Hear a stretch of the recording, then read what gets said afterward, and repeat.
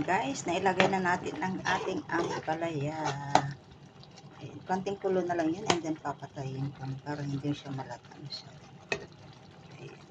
Ang ating ulam. Ayan, monggo with ampalaya. And then with this one daing.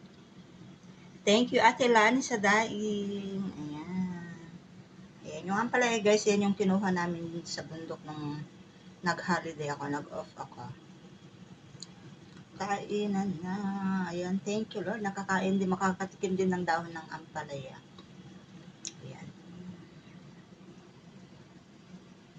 Ayan guys, nailagay na natin ang ating ampalaya. Ayan, konting kulo na lang yan and then papatayin ko para hindi siya malatamis.